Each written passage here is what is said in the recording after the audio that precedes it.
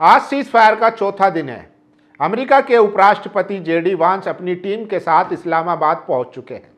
वहीं दूसरी तरफ ईरान ने अभी भी ये कहा है कि जब तक लेबनान में हमले नहीं रुकेंगे तब तक हम बातचीत के लिए आगे नहीं बढ़ेंगे। यानी कि उसका क्लियर कट कहना है कि सीज फायर होगा तो सारे फ्रंटों पर होगा, अन्यथा सीज फायर नहीं होगा।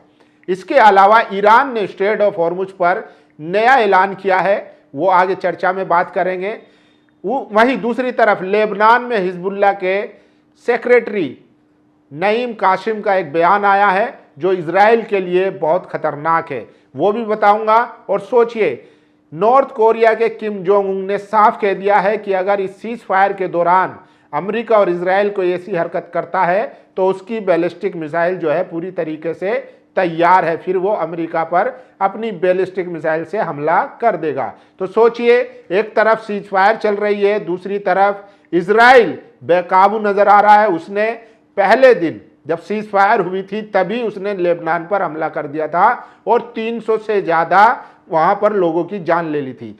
अब जब चौथे दिन एक तरफ इस्लामाबाद में सीज फायर की बात चल रही है, अमेरिका के उपराष्ट्रपति जेडी वांस अपनी टीम के साथ इस्लामाबाद पहुंच चुके हैं, वहीं दूसरी तरफ नेतन्याहू लेबनान में बमबारी कर रहे हैं। सोचिए ये कितना खतरनाक अभिव्यक्ति है।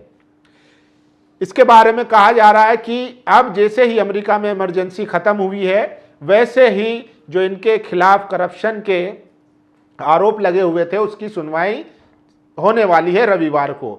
इनको लग रहा है कि, और ये पक्का है कि ये जेल जाएंगे, इसीलिए ये चाहते हैं किसी भी तरीके से ये सीज फायर ना हो। लेकिन ईरान ने अपनी पूरी स्ट्रेटेजी बनाई हुई है। उसको ये भी अंदेशा है कि कहीं ना कहीं अमेरिका और इजराइल दोनों इस चर्चा के बहाने अपना बैकअप प्लान बना रहे हैं।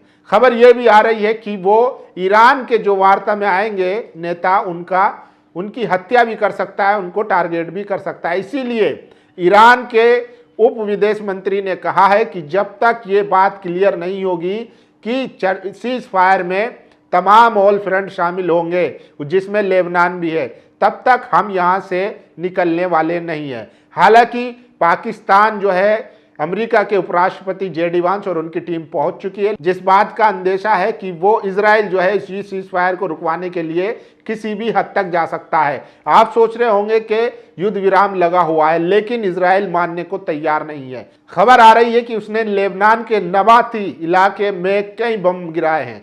सोचिए, ये व्यक्ति लेबनान में पहले दिन जब सीज फायर का ऐलान हुआ था तब भी इसने बम गिराए थे और अब फिर बम गिरा रहा है। यानी कि ये कहीं से भी नहीं चाहता कि सीज फायर हो। ये दुनिया को एक ऐसे खतरे में डालना चाहता है जहां पर एनर्जी की समस्या पैदा हो, जहां पर महंगाई बढ़े। तो सोचिए, इसीलिए स्पेन के जो प्रधानमंत्री है पेड्रो सैंचेज, वो इस पर खूब भड़के हैं।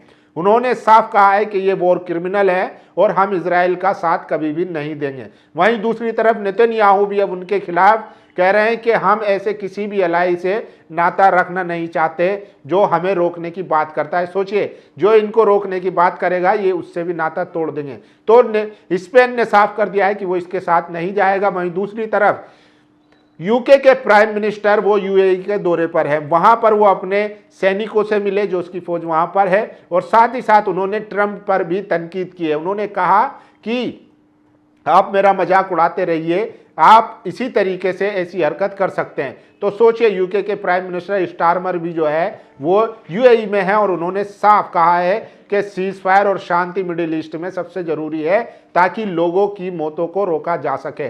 सोचिए ये कितना खतरनाक है। आज सीज फायर के चौथे दिन भी जब पूरी दुनिया उम्मीद लगाए बैठी है कि सीज फायर होगा, ऐसे में इजराइल अपनी हरकतों से बाज नहीं आ रहा है। वहीं दूसरी तरफ खबर यह भी आ रही है कि पाकिस्तान के जेट और अवाकस वो मिडिल ईस्ट में डिप्लॉय हो चुके हैं और वो पूरी तरीके से निगरानी भी कर रहे हैं, क्योंकि उनको ये अंदेशा है कि इजराइल जो है सीज फायर को रोकने के लिए ईरान के जो लीडर हैं, जो बातचीत के लिए डेलीगेशन आएगा, उनको निशाना बना सकता है। और सोचिए, ईरान के जो राष्ट्रपति है, जो एरोस्पेस के चीफ हैं माजिद मुसावी, वो साफ कह चुके हैं और ईरान की तमाम लीडरशिप साफ कह चुकी है कि अगर सीज फायर के दौरान कोई इजराइल या अमेरिका कोई ऐसी हरकत करता है तो फिर उसका खामियाजा भुगतना पड़ेगा। इसीलिए अब ईरान ने स्ट्रेट ऑफ हॉर्मुज पर जो टोल लगाया है उसके लिए उन्होंने कहा है कि वो ईरानियन रियाल में पे करेंगे। यानी कि देखिए, हमारे देश के प्रधानमंत्री ने कहा था आपदा में अवसर, ये जुमला सटीक बैठ रहा है ईरान पर। आपदा में अवसर निकाला है। देखिए, युद्ध से पहले स्ट्रेट ऑफ हॉर्मुज पर ना कोई टोल था, ना उसको किसी ने बंद किया था, सब आराम से आ जा सकते थे। लेकिन इजराइल ने अपने ग्रेटर इजराइल के सपने को साकार करने के लिए, ईरान पर कब्जा करने के लिए, लेबनान पर कब्जा करने के लिए अमेरिका को उकसाया और कहा कि ईरान पर इतने हथियार हैं और इतनी मिसाइलें हैं, इसको हमला कर दो, ये दुनिया के लिए खतरा है। उसका नतीजा क्या हुआ? ना वहाँ रिजीम चेंज हुई, ना उसके न्यूक्लियर संवर्धन रुका, ना ही उसकी मिसाइलें खत्म हुई, बल्कि हुआ क्या, वहां पर स्ट्रेट ऑफ हॉर्मुज जो एक अहम रास्ता है वो उसको बंद कर दिया गया। अब जिसकी मार पूरी दुनिया झेल रही है। तो इजराइल और अमेरिका ने, मतलब कहते हैं ना, पड़ी लकड़ी वाली जो कहावत है, वो इन पर सटीक बैठ रही है। तो इसीलिए आपदा में अवसर जो है ईरान ने अब देख लिया है। आज ही सुबह ईरान के नए supreme leader Ayatollah Mustafa Hosseini साहब का जो बयान आया था, उन्होंने साफ कहा था कि हम स्ट्रेट ऑफ हॉर्मुज के लिए नई रणनीति बना रहे हैं, क्योंकि ये वॉर अब दूसरे फेज में जा चुका है। यानी कि उन्होंने अब जो अब खबर आ रही है उसमें साफ कहा गया है कि ईरान जो है अब वो स्ट्रेट ऑफ हॉर्मुज से जो टोल वसूलेगा वो ईरानी करेंसी में वसूलेगा। यानी कि इस युद्ध में ईरान की बल्ले बल्ले हैं, वो पैसा जमकर छाप रहा है, जमकर पैसा कमा रहा है। अब उसकी करेंसी, उसकी अर्थव्यवस्था सब मजबूत होगी। यानी कि इजराइल और अमेरिका की एक गलती से ईरान मालामाल होता हुआ दिखाई दे रहा है। इसके अलावा लेबनान में जो चल रहा है वो बहुत ही भयावह है और खतरनाक है। दरअसल हिजबुल्लाह ने जो अब तक लेबनान में आईडीएफ के जवानों ने कब्जा किया था, वो सारा हिजबुल्लाह ने छुड़ा दिया है। इसीलिए नेतन्याहू भौखलाया हुआ है। लोग सवाल पूछ रहे थे, जो हमने अपना विस्तार किया था वो भी हमने गवा दिया है, इस जंग में हमें हासिल क्या हुआ? इसीलिए नेतन्याहू कह रहा है कि हम इस सीज़फायर को नहीं करने देंगे, लेबनान के साथ तो नहीं करने देंगे। लेकिन ईरान साफ कह चुका है कि सीज़फायर अगर लेबनान में नहीं होगी तो फिर ईरान के साथ भी नहीं होगी। ईरान ने बड़ी ही ईमानदारी से कहा है कि हम अपने साथियों को, भाइयों बहनों को अकेला नहीं छोड़ने वाले हैं।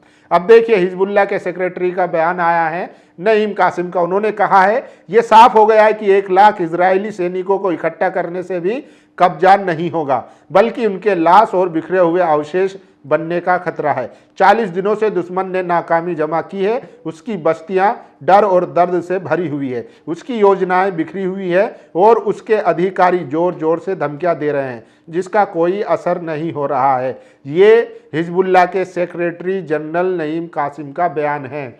मानो कि लेबनान में हिजबुल्लाह ने जो तबाही मचाई है इजराइल के लिए, उसके आईडीएफ के सोल्जरों को इतना मारा है कि मतलब वो छोड़कर भाग गए हैं। इसीलिए उनके जो चीफ हैं वो कह रहे थे कि हमारे पास सोल्जरों की कमी है, वो थक चुके हैं लड़ते हुए। इजराइल ने जो लेबनान पर कब्जा किया था वो भी छुड़ा लिया है और उसको वापस इजराइल में भेज दिया। इसीलिए नेतन्याहू बौखलाए हुए हैं।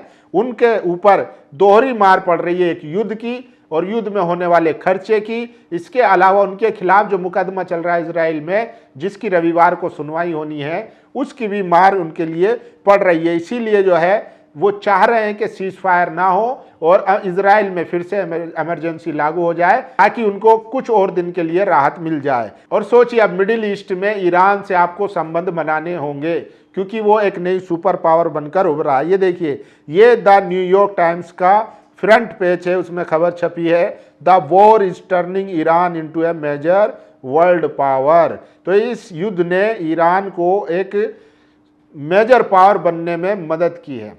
सोचिए, कहाँ उसको निपटाने गए थे और कहाँ उसको पावरफुल बनाकर आ गए हैं। और देखिए, लेबनान में जिस तरीके के हमलों की खबर आ रही है वो बहुत ही खतरनाक है। नवाहती में, लेबनान के साउथ लेबनान में जो पुरानी सिटी है उस पर बमबारी की है नेतन्याहू ने। अब देखते हैं कि अब ईरान क्या रुख अपनाता है, क्या वो सीज फायर के लिए पाकिस्तान जाता है या नहीं जाता है, जबकि उसको ये भी अंदेशा है कि इसके पीछे कहीं ना कहीं इजराइल अपनी नई चाल चल सकते हैं, अपना बैकअप बना सकते हैं। खबर देखिए, साउथ लेबनान में इजराइल ने फिर शुरू की बमबारी, इस बार निशाने पर नवाहती। ईरान में सीज फायर के बीच आईडीएफ का दावा है कि हिजबुल्लाह के आतंकी ठिकानों पर हमला कर रहा है। लेबनानी और इजरायली अधिकारी अगले हफ्ते वॉशिंगटन में शांति के लिए बातचीत शुरू कर सकते हैं।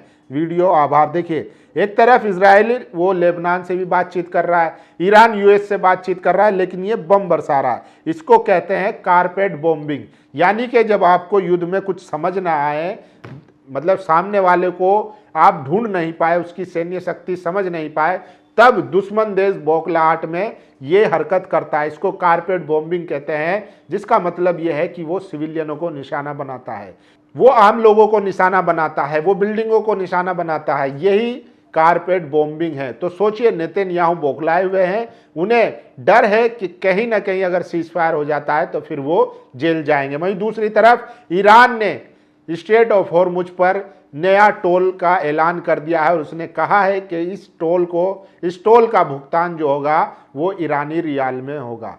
बाकी आप लोगों की क्या राय है? क्या इस सीज फायर के जरिए इजराइल और अमेरिका ईरान को घेरने की कोशिश कर रहे हैं या हकीकत में वो सीज फायर चाहते हैं? आप लोग अपनी राय जरूर दीजिए। शुक्रिया।